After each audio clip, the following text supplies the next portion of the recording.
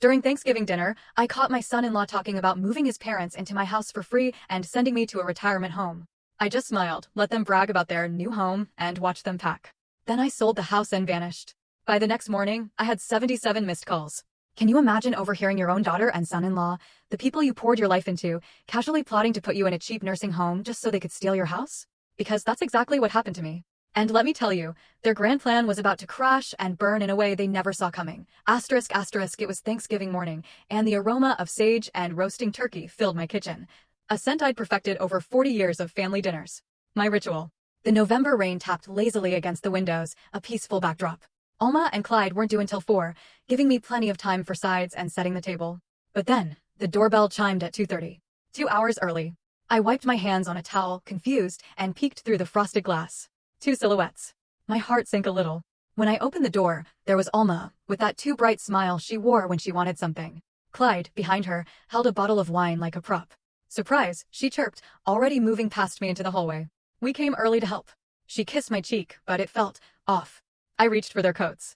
Oh, we'll keep them, Alma said, glancing at Clyde. A quick, loaded look passed between them. The house is a little chilly, don't you think? It wasn't chilly. I kept the thermostat at 72. Clyde extended his hand for a handshake that lingered a second too long. Mind if I use the restroom upstairs, Reuben? That drive from Queen and hits the bladder. I just nodded. Sure, you know where it is. He disappeared up the stairs. Alma followed me into the kitchen, immediately launching into questions about cooking times and ingredient measurements. She'd never cared about my recipes before. Her hands fluttered nervously near the cutting board, picking up a spoon, putting it down, adjusting the salt shaker. I could feel her anxiety. Above us, floorboards creaked. Not in the bathroom, though. In the hallway. Then, unmistakably, in my master bedroom. Dad, should the oven be at 350 or 375? Alma stood directly in my line of sight to the doorway, her voice a little too loud. 350 is fine, I answered, my eyes fixed on the ceiling. And you're doing stuffing inside the bird? Isn't that risky with bacteria? I'd cooked Thanksgiving dinner for 37 years. She knew I knew what I was doing. More footsteps overhead, moving from room to room. I heard a closet door open, then close. Alma asked another question about cranberry sauce, words tumbling over each other. I nodded, not listening, tracking the sounds from upstairs like sonar pings. Finally, I snapped. I need to get the tablecloth from the linen closet, I said, my voice calmer than I felt. Keep an eye on that timer. I took the stairs slowly, my architect's mind automatically registering the third step that always creaked. As I reached the landing, I heard Clyde's voice. It wasn't coming from the bathroom. It was drifting from the hallway, right near the master bedroom. I froze on the 8th step. Dad. Yeah, it's perfect. His voice. It had that excited edge men get when they think they've won something. 3 bedrooms upstairs. Huge basement you can convert. We measured earlier. Plenty of space for your workshop. My hand tightened on the banister, anchoring me. Couple more months and you'll be living here. The old man has no clue.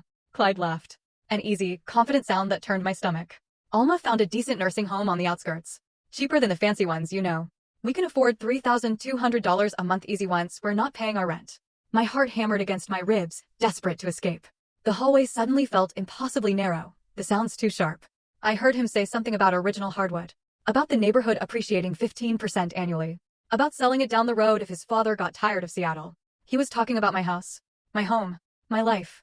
I descended the stairs before he could discover me. Each step measured, silent.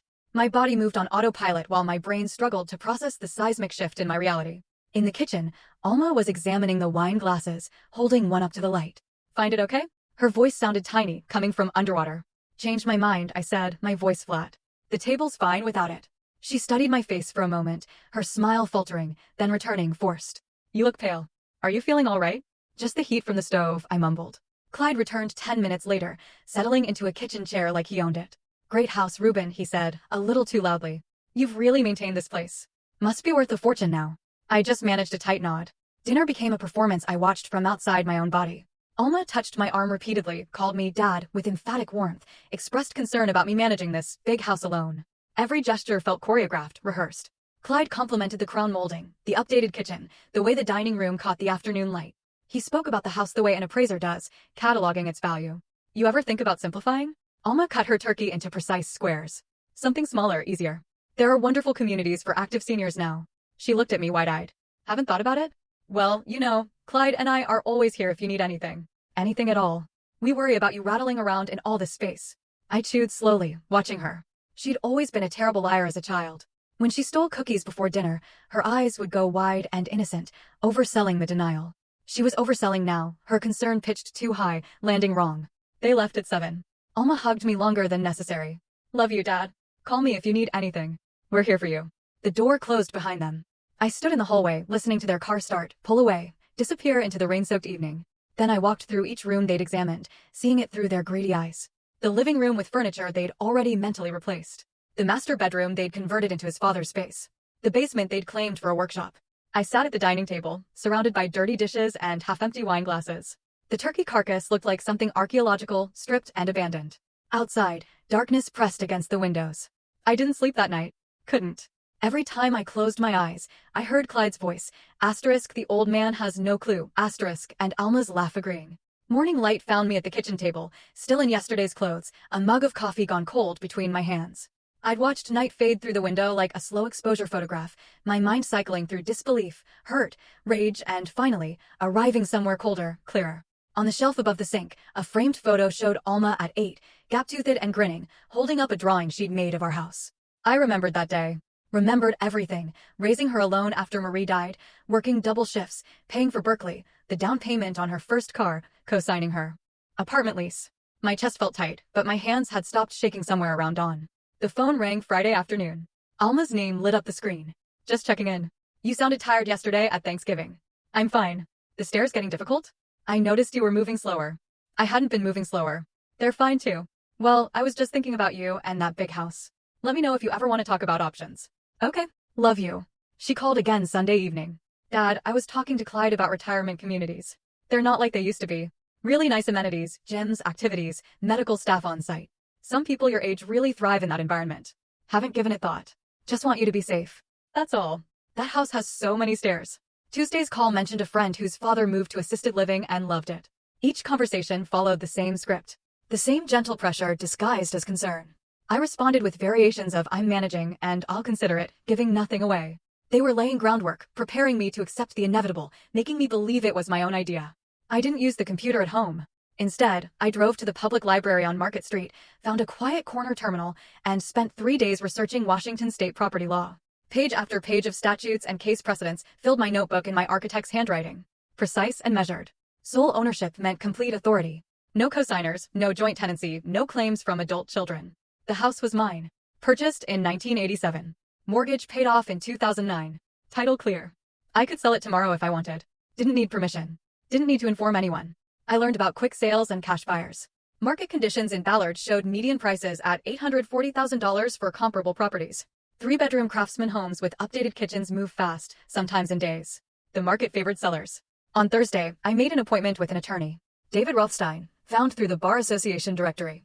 No personal connections, no one who knew my family. His office occupied the 14th floor of a downtown building. All glass and polished wood. Mr. Perkins. He shook my hand, gestured to a leather chair. Mid-50s, silver hair, eyes that had seen every variety of family dispute. You mentioned property questions on the phone. I opened my notebook, turned to the page where I'd written my questions. My house is in my name only. Can I sell it without informing my daughter? Is she a co-owner? No. Then yes, absolutely. You have complete legal authority. He leaned back, fingers steepled. Adult children have no claim on a parent's property unless they're on the title. How quickly could a sale happen? With the right buyer, market evaluation takes a week. Finding a buyer, 2 to 4 weeks, depending on price point and condition. Closing typically 30 to 45 days. Faster with cash buyers.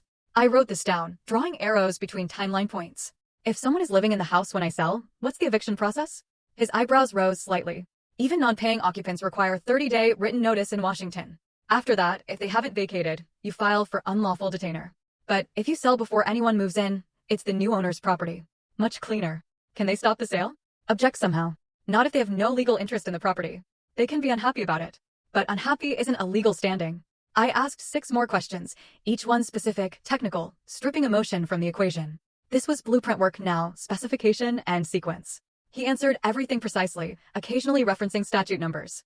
I copied them into my notebook. Back home, I cleared the dining room table and spread out graph paper, the kind I used for preliminary sketches. At the top, I wrote project timeline in capital letters. Then I began drafting. Asterisk phase 1 asterisk play the victim. Appear to weaken. Let them believe their campaign is working.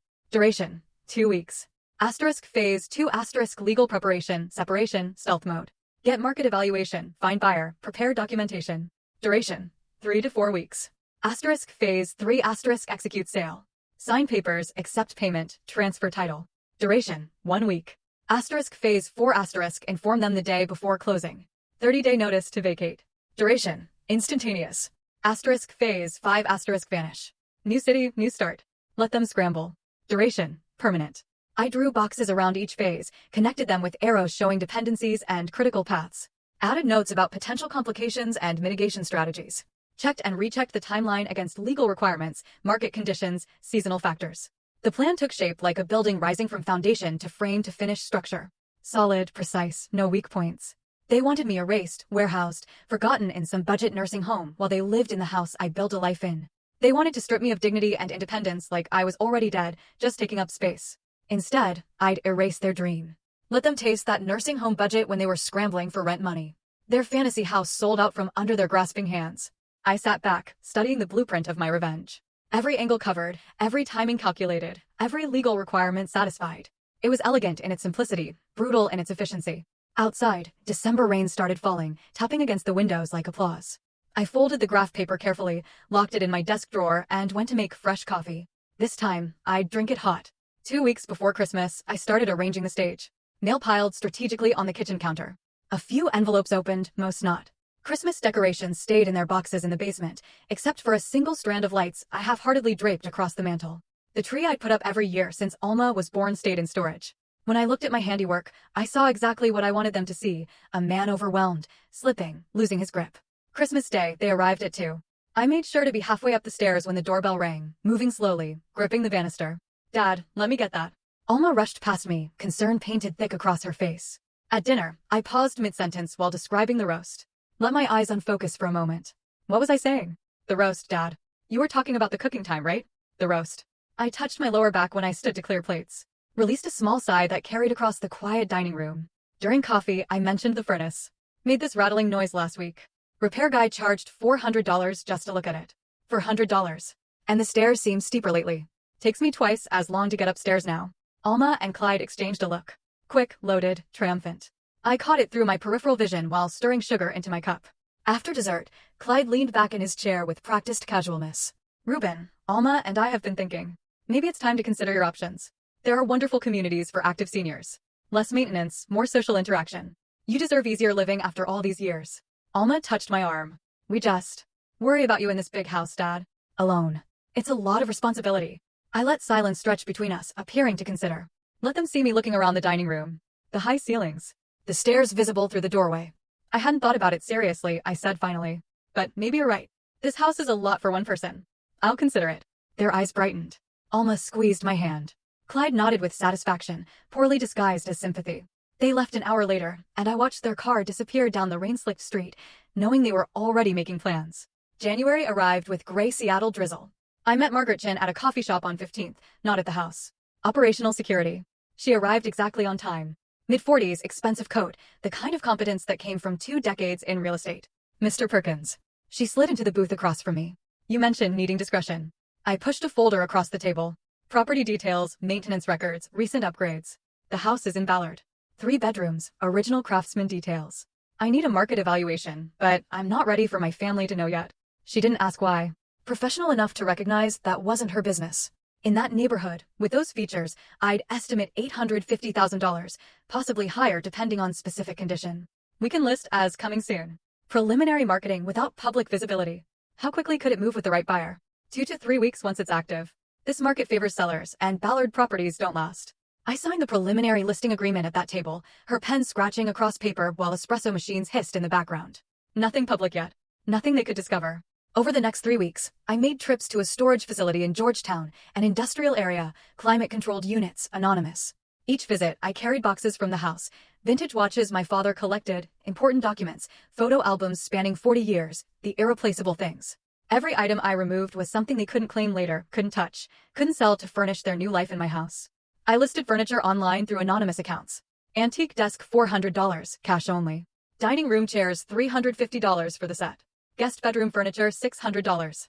Told buyers I was downsizing for retirement. Scheduled pickups during weekday mornings when Alma was at work.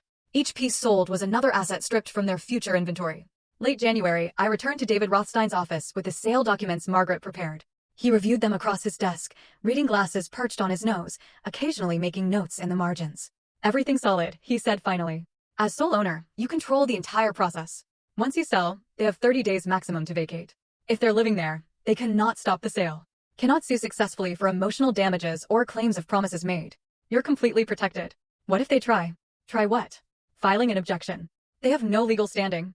Being unhappy isn't grounds for a lawsuit. Even if they attempted it, they'd lose immediately and likely owe you legal fees. He looked at me over his glasses. Mr. Perkins, you have all the power here. The law is entirely on your side. I left his office with the sun breaking through January clouds, the documents tucked securely in my briefcase.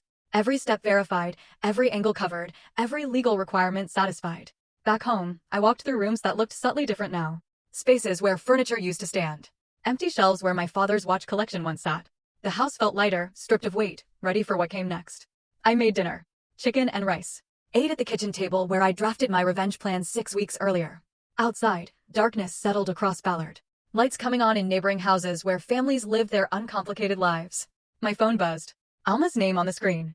Hey, Dad. Just checking in. How are you feeling? Tired, I said, but managing. Listen, I have something I want to show you. Can I stop by tomorrow morning? Sure. After she hung up, I sat holding the phone, knowing exactly what came next. The brochure. The final push. Right on schedule. The brochure sat on my kitchen table like a stage prop. Glossy paper. Cheerful photos of silver-haired people playing cards and doing Tai Chi, Sunset Garden Senior Living Community in tasteful gold lettering. Price printed bold at the bottom, $3,200 per month. Alma's coat draped across the chair she'd occupied 20 minutes earlier. She'd left it deliberately. Would return to discover I'd found her little marketing material. I picked up the brochure, examined the photos, institutional smiles, manufactured happiness. The same price Clyde had mentioned on his Thanksgiving phone call, down to the dollar. They'd chosen this place months ago, done their research, calculated their budget based on eliminating their rent payment once they moved into my house. The doorbell rang. I set the brochure down, opened the door to Alma's apologetic face. Sorry, Dad. I left my coat. Her eyes went to the table, to the brochure sitting there in obvious view. Oh, did you see that? A friend whose mother lives there gave it to me. I thought you might find it interesting just to look at. I picked it up again, flipped through pages. Looks nice enough. Clean. Organized. Her face brightened like sunrise. Would you want to visit? Just to see it. No commitment, just looking. I let reluctance show in my hesitation. I suppose looking wouldn't hurt. She pulled out her phone before leaving. Texted while standing in my kitchen. I saw the screen reflected in the window over the sink. He's interested. Scheduling tour. The tour happened the following Tuesday. Clyde drove, Alma in the passenger seat, me in the back like cargo being transported. Sunset Gardens sprawled across 2 acres in South Seattle. Single-story buildings arranged in a rectangle around a central courtyard. Institutional architecture disguised with landscaping. Inside, a staff member named Patricia led us through narrow hallways smelling of disinfectant and overcooked vegetables. She showed us a studio apartment, 250 square feet, bathroom with grab bars, a kitchenette that was really just a microwave and mini fridge, a window overlooking the parking lot. Everything's included. Patricia chirped. 3 meals daily in the dining hall. Activities, housekeeping, medication management. You'd have complete peace of mind. I asked appropriate questions about meal schedules, activity calendars, medical staff ratios. Alma and Clyde stood behind me, listening, watching, trying to read acceptance in my posture. In the common room, residents sat in arranged chairs facing a television playing a game show at high volume. An elderly woman with clouded eyes leaned close when Patricia turned away. Don't come here unless you have no choice. Her whisper barely reached me. They control everything. When you eat, sleep, even when family can visit. You lose yourself. I nodded, almost imperceptibly, kept my expression neutral. Patricia returned, guiding us toward the dining hall where lunch service was underway. Residents eating at assigned times, at assigned tables, meals portioned. Identically on plastic trays. Back in the car, I spoke carefully. It's adequate. I'll think about it. Alma twisted in her seat. Really, Dad? You'd consider it. I said I'll think about it. That was enough. They exchanged a look that said everything. Triumph, relief, greed, barely contained.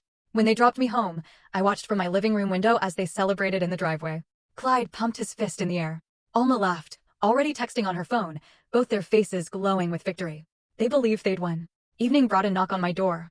Tom from next door, 70-something retired teacher. Uncomfortable expression wrinkling his face. Reuben, something odd happened Tuesday. I saw your son-in-law here with an older couple. They had keys. Went inside when you were out. I almost called you, but thought maybe you knew. My stomach went cold. What were they doing? Measuring rooms? Taking photos. The older man argued with the woman about furniture placement in your living room. They were here about 2 hours. I thought it was strange, but figured maybe you'd ask them to help with something. I thanked him, kept my voice level, asked him to call if he saw them again. After he left, I checked the kitchen drawer where I kept my spare key. Still there, but I remembered Clyde asking to borrow it last spring. Said he needed it for a hypothetical emergency. He returned it within a week. Plenty of time to make a copy. I walked through the house seeing it differently now. Clyde's parents, Porter and Lydia, had stood in my living room, measuring for their furniture. Had argued about whether their couch would fit against the west wall.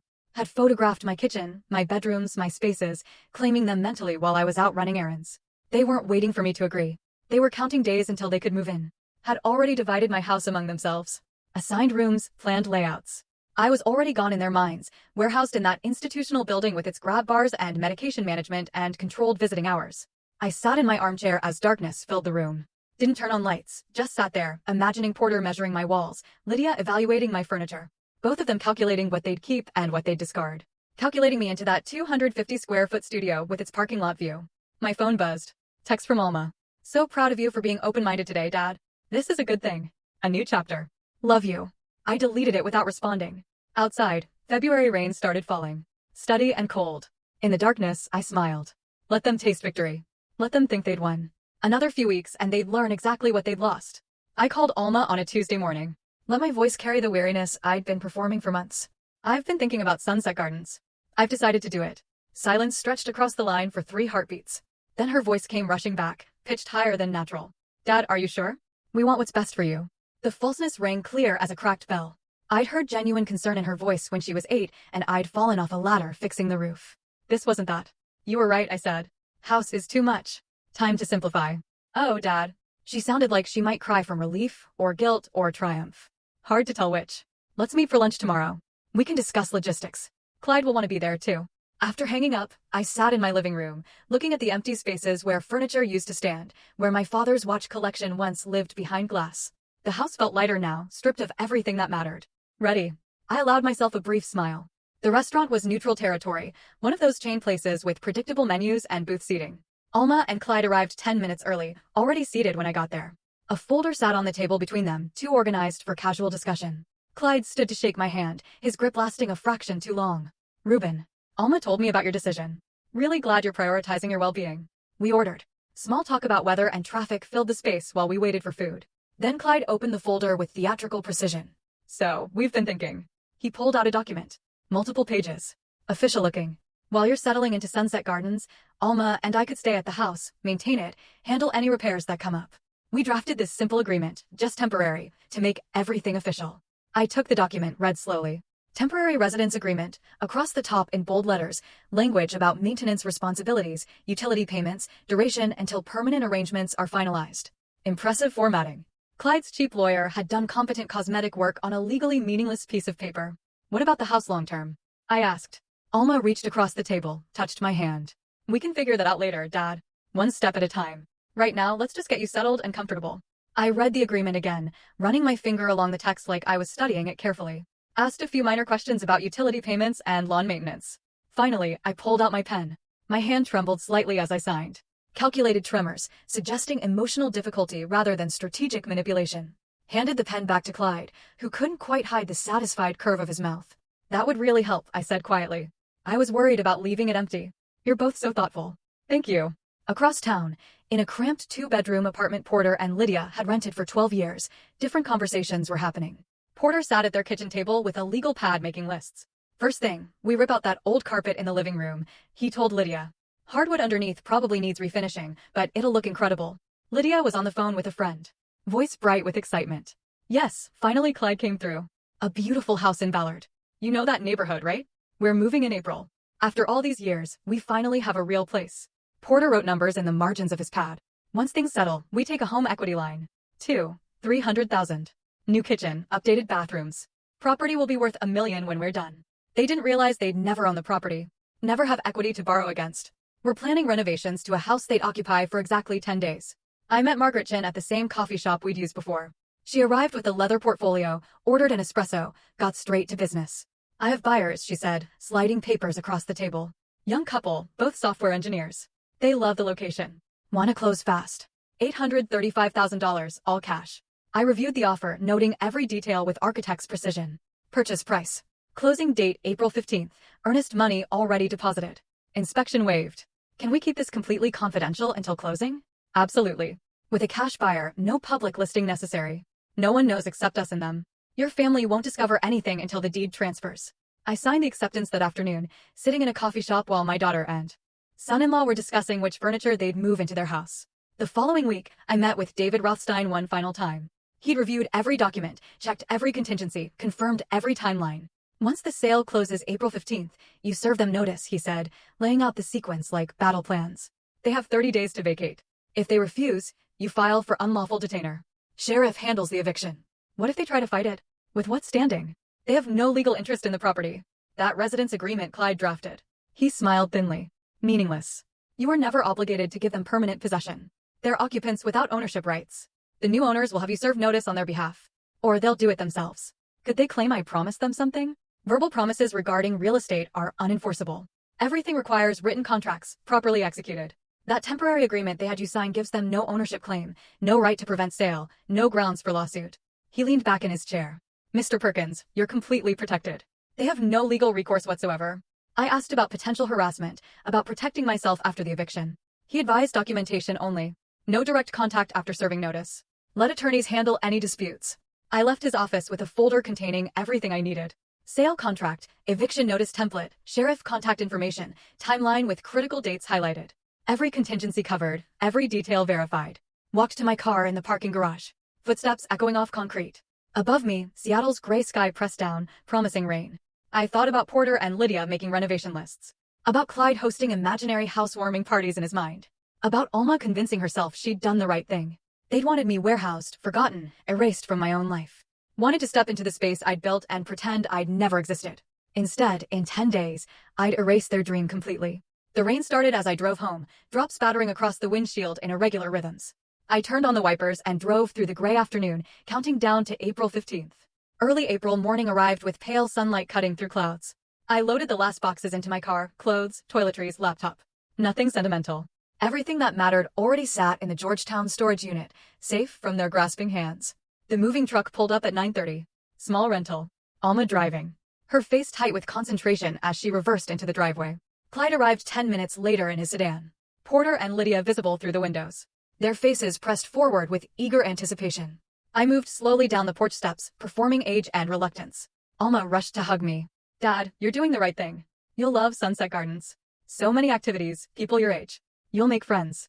Over her shoulder, I watched Clyde and his parents already opening their trunk, unloading boxes before I'd even left.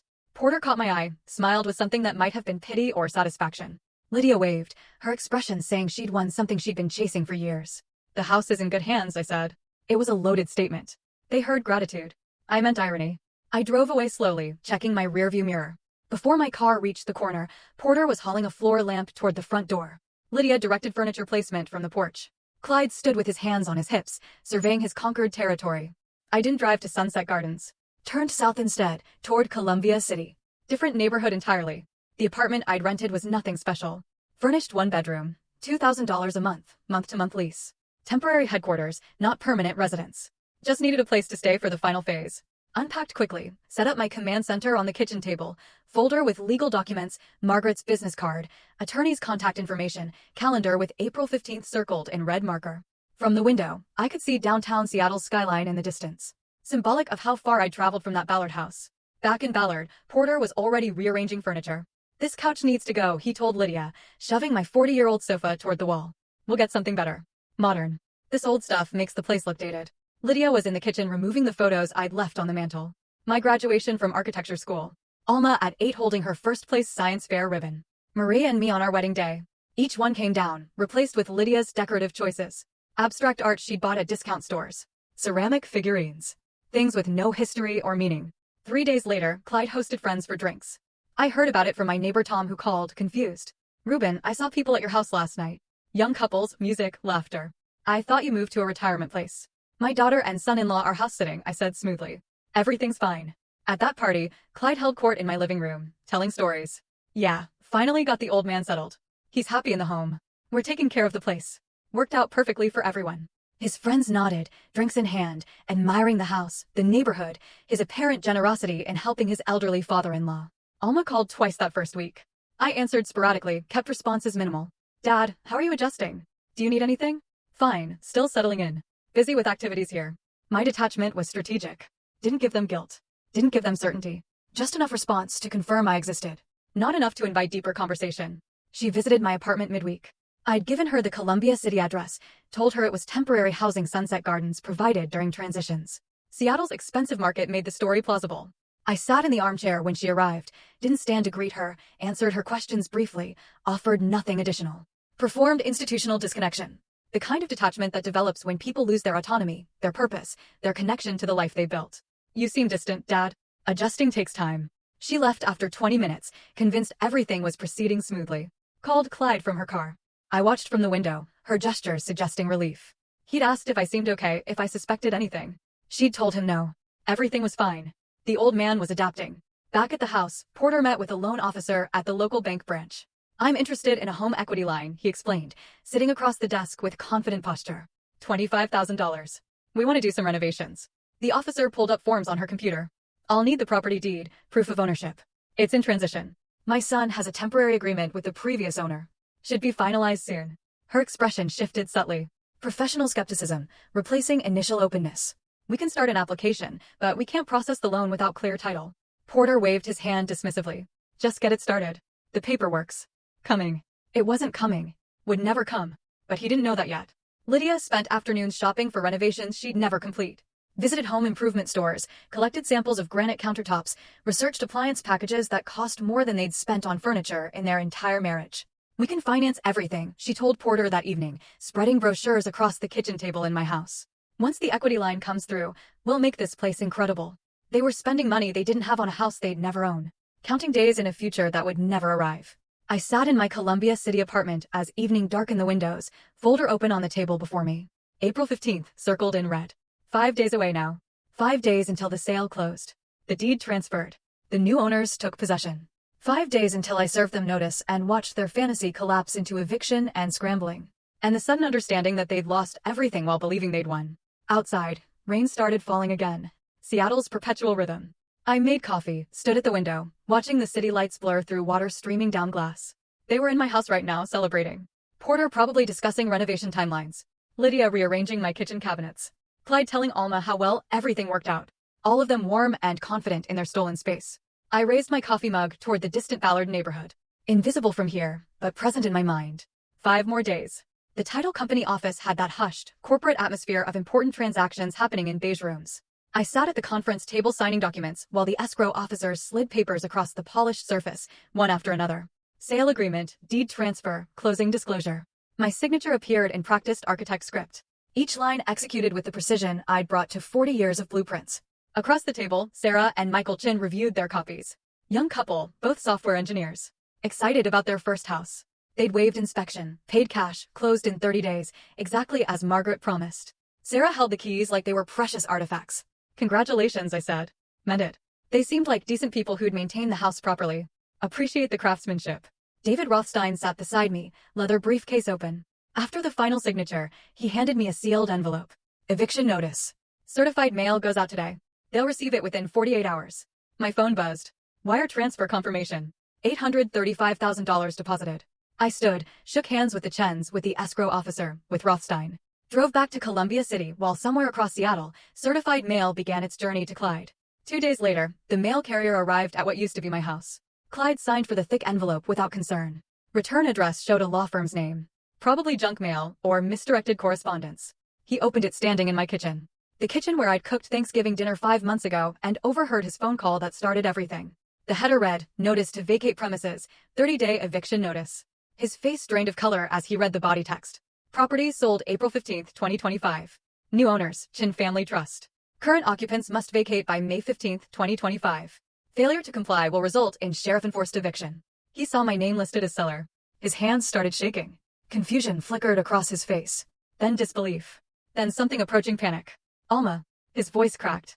Alma, get in here. She came running from upstairs where she'd been organizing Lydia's closet. Porter appeared from the basement where he'd been measuring for his workshop installation. Lydia emerged from the bathroom, face cream still on her cheeks. Clyde thrust the notice at them. Read this. Someone tell me this is a mistake. Porter grabbed it first, eyes scanning rapidly. This can't be right. We have an agreement. Official agreement. You showed me the papers. Lydia's voice climbed toward hysteria. This says the house sold on April 15th. That was 3 days ago. How could it sell? We live here. Clyde was already dialing my number. It rang 4 times, went to voicemail. He called again immediately. Voicemail again. 10 times in 5 minutes. Each call going unanswered. Each ring twisting the knife deeper. He called Alma's cell, though she stood right next to him. Get home now. We have a problem. A serious problem. The house. Your father sold the house. I'm standing right here. Then we need to fix this. Now. Right now. His voice had taken on the edge people get when reality stops making sense. Porter read the notice again, slower this time. Call your lawyer, the one who wrote our agreement. He'll explain this mistake. But Clyde was already grabbing his keys, heading for the door. I'm going to Sunset Gardens. He's there. He has to explain this. The drive took 30 minutes through afternoon traffic. He probably broke several speed limits. Burst through Sunset Gardens entrance, rushed to the reception desk where a woman in her 50s looked up with professional concern. I need to see Reuben Perkins. Family emergency. It's urgent. She turned to her computer. Fingers moving across the keyboard. Checked once. Checked again. I'm sorry, sir. We don't have a resident by that name. Check again. He moved in early April. Reuben Perkins, African-American, 67, moved from Ballard. Her fingers moved more deliberately this time, searching multiple databases. Sir, I've checked our resident list, our recent admissions, even our waiting list. Mr. Perkins has never been a resident here. Are you certain you have the right facility?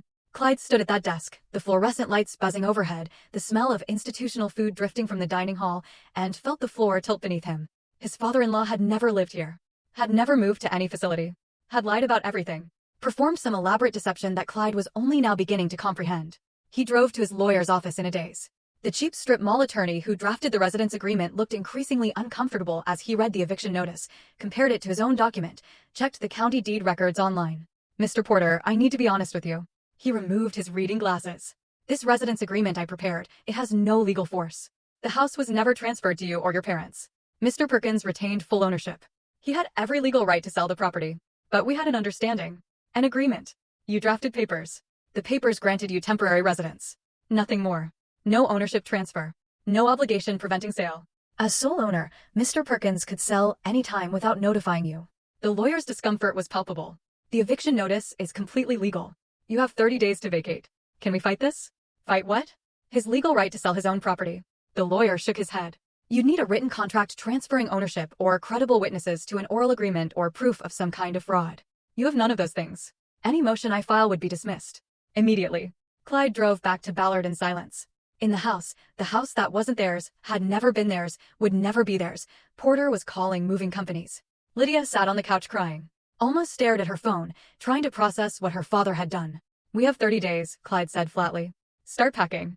Outside, rain began falling again.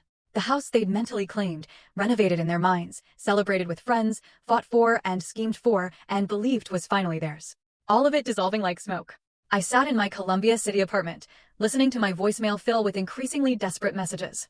Didn't answer, didn't need to. The eviction notice said everything that needed saying. May 15th, 30 days. Then sheriff-enforced removal if necessary. I made dinner. Pasta, simple sauce. Ate at the kitchen table with my folder of legal documents opened beside me. Everything proceeding exactly as planned. No surprises, no complications. Outside my window, Seattle's evening lights began appearing in the dusk. Somewhere in Ballard, they were having very different conversations than the triumphant ones they'd had a week ago. I raised my water glass toward the distant neighborhood. 28 days remaining. The attorney's office smelled like old carpet and desperation. Alma and Clyde sat across from a lawyer whose rates were slightly higher than the first one. A $1,500 retainer they'd scraped together from 3 different accounts. Let me understand the situation. The attorney reviewed the documents they'd brought. You're claiming an oral promise to transfer the property. Alma leaned forward, hands clasped tight. He's my father. He agreed we could live there. We helped him, took care of everything, arranged his move to assisted living. The lawyer examined the residence agreement. The eviction notice.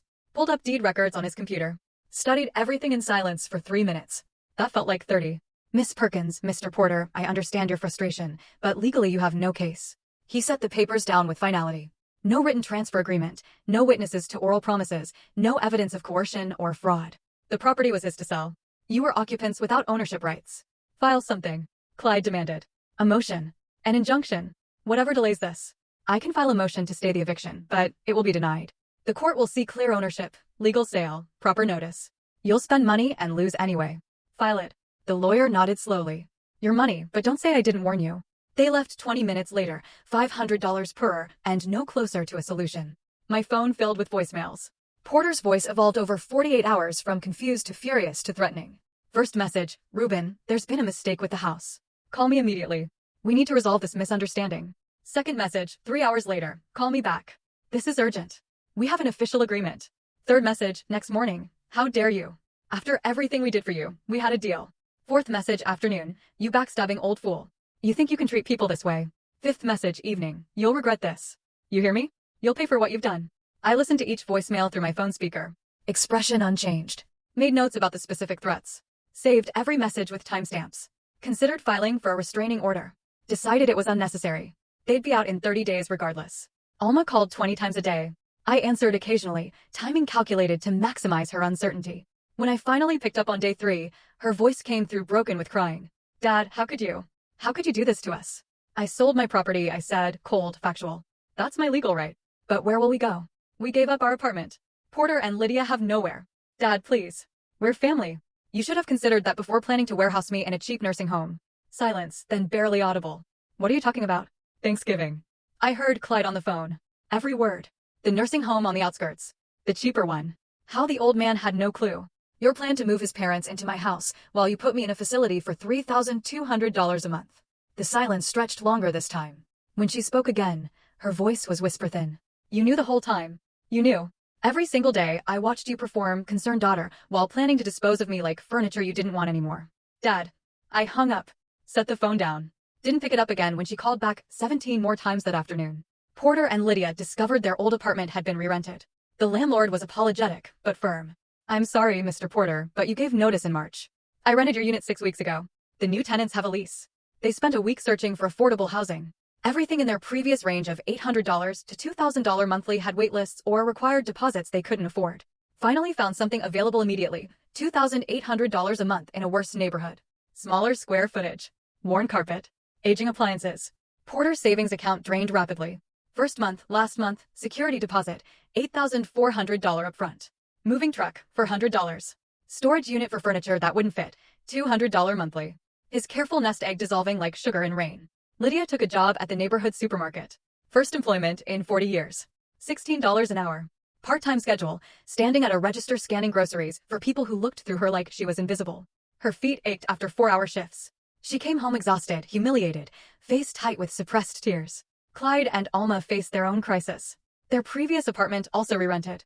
Searched frantically through listings. Finally found availability, $3,200 monthly for a 2-bedroom unit, up from the $2,400 they'd paid before. Smaller kitchen, 1 bathroom instead of 2. Street parking only. Savings went to deposits and fees. Credit cards accumulated charges. Moving truck, storage unit, application fees, utility deposits. The easy life they'd envisioned, living rent-free in an $850,000 house, replaced by financial stress worse than before. Clyde tried finding me. Drove to the Columbia City apartment, buzzed repeatedly, no answer. Waited outside for 3 hours, watching the entrance. I never appeared. Didn't live there anymore. Was staying with Tom temporarily, my old neighbor from Ballard, who'd helped without asking uncomfortable questions. The building manager told Clyde what I'd instructed him to say. Privacy laws prevent me from confirming or denying residence. Clyde returned to the Ballard house defeated. Started packing boxes. Porter worked beside him in grim silence. Their renovation dreams buried under layers of newspaper and tape. The lawyer called a week later with expected news. The motion to stay eviction was denied. Judge reviewed the case, said it was clearly without merit. You still have to vacate by May 15th. They'd spent $1,500 to learn what the first lawyer told them for free. They had no case, no leverage, no options. I stayed in Tom's guest room, monitoring my phone on silent mode. Watched the voicemails accumulate. The missed calls pile up. Didn't respond. Nothing. Left to say. The eviction notice contained all necessary communication. Tom brought me coffee one morning and sat across from me at his kitchen table. You really played them perfectly. They played themselves, I said. I just stopped being their victim. Through his window, I could see my old house 3 doors down. Moving trucks came and went, boxes piled on the curb. Porter and Lydia loading furniture. Clyde directing traffic with the defeated posture of someone who'd lost everything. May 15th approached like weather you could feel in your bones. Inevitable. Unstoppable. Already written in certified mail and court orders and deed transfers that couldn't be undone. They'd wanted my house, my life, my future. Wanted to erase me and step into the space I'd built. Instead, they got 30 days in a borrowed house. Scrambling for apartments they couldn't afford. Returning to financial stress worse than before, learning exactly what it felt like to lose everything you'd counted on. I watched them pack through Tom's window. Felt nothing but cold satisfaction that the plan had worked exactly as designed. 11 days until eviction, then they'd be gone completely, and I could move on to whatever came next. June arrived with bills spread across Alma's kitchen table like accusatory evidence. Rent, $3,200. Utilities, $308. Credit cards minimum payments totaling $650. Car payments on the Lexus and Clyde sedan, $890 combined. The numbers didn't work no matter how many times she rearranged them. Clyde came home from work, saw her hunched over the calculator, knew what conversation was coming. "We're selling the Lexus," he said before she could speak. "Can't afford both car payments plus this rent." "That's my car. My father helped me buy it." His laugh came out bitter. "Your father is exactly why we're in this position. The car goes." End of discussion. Within a week, the Lexus sold for $23,000.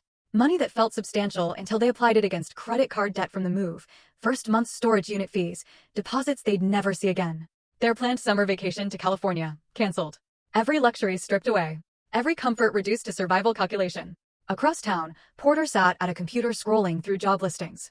Retail associate, warehouse worker, customer service representative, entry-level positions he'd have laughed at 5 months ago. He submitted applications methodically. 30 years selling cars, management experience, solid sales record. His resume looked impressive until you noticed the dates, calculated his age, realized he was 64 and fighting against unspoken discrimination. Callbacks came rarely. One interview at a hardware store, manager half his age reviewing his application with barely concealed skepticism. "We're looking for someone with more recent experience in retail. Code for younger. Code for cheaper. Code for someone who wouldn't remind them daily that age rendered experience worthless." Porter drove home in silence. Pride shattered into pieces too small to reassemble. Told Lydia that evening, voice flat with defeat. 30 years I sold cars, made decent money, provided for us. Now I can't get hired at a gas station. That kid looked at me like I was ancient history. Lydia knew the feeling. Stood behind a supermarket checkout, 8 hours daily scanning items while customers complained about prices or bagging speed or the line moving too slowly. $16 an hour after taxes, roughly $2,100 monthly. Their rent alone was $2,800. She came home each evening with feet aching from standing, back tight from repeated movements. Exhaustion she'd never experienced as a housewife. The beautiful house in Ballard she'd bragged about to friends. Told everyone they were finally moving up in the world. Now, an embarrassing topic she avoided whenever old acquaintances asked questions. Mid-June, Alma drafted an email to her father. Wrote it, deleted it, rewrote it, trying to find the right balance between apology and appeal, accountability and excuse. The final version read, "I know you're angry. I understand now. But this was Clyde's idea from the start. He convinced me it was best for everyone. I never wanted to hurt you. Please, can we talk? I'm still your daughter. That has to mean something. Please, Alma." She sent it at midnight, unable to sleep. Stomach tight with anxiety. Checked her inbox compulsively for 3 days. Finally, on the 4th day, a response. A single line, downtown coffee shop. Saturday, 2 p.m. The coffee shop occupied a corner on Pine Street. All exposed brick and reclaimed wood tables. I arrived 20 minutes early, chose a corner table with my back to the wall, ordered black coffee, waited. Alma arrived exactly at 2, looking diminished. Cheaper clothes, makeup less precise, hair pulled back in a simple ponytail instead of the styled waves she used to maintain. She slid into the seat across from me, immediately launching into speech. "Dad, thank you for meeting me. I've missed you so much. These past months have been." He said nothing. Sipped his coffee. Waited. She continued, words tumbling out in the prepared speech she'd rehearsed. Apologies mixed with justifications. "It was Clyde's plan. I just went along because I thought it was right. I never meant for this to happen. We're struggling. I lost my car, my father and his security. The apartment costs more than we can afford. Clyde wants to sell my car. His parents had to move to Idaho because they couldn't make rent here." He let her finish. Set his coffee cup down with precise care. "You chose your husband over your father." His voice came out calm, surgical in its precision. "I gave you everything. Paid for Berkeley when I could barely afford it. Helped with your first car, down payment on your wedding venue. After your mother died, I raised you alone. Worked double shifts. Made sure you had what you needed. Dad, I know, and you repaid that by planning to warehouse me in the cheapest facility you could find. While you took my home, you measured rooms for furniture. Clyde's parents toured my house like they already owned it. You discussed which nursing home would be most affordable on your budget." Alma's eyes filled with tears. "I'm sorry. I was so wrong, but we're family. Please help us. I heard every word Clyde said on Thanksgiving. I knew your entire plan. I watched you perform concerned daughter while planning my disposal. I simply protected myself. But, Dad," he stood, placed a $5 bill on the table for the coffee. "We were family. You ended that when you decided I was disposable. Learn to live with your choices." He walked out while she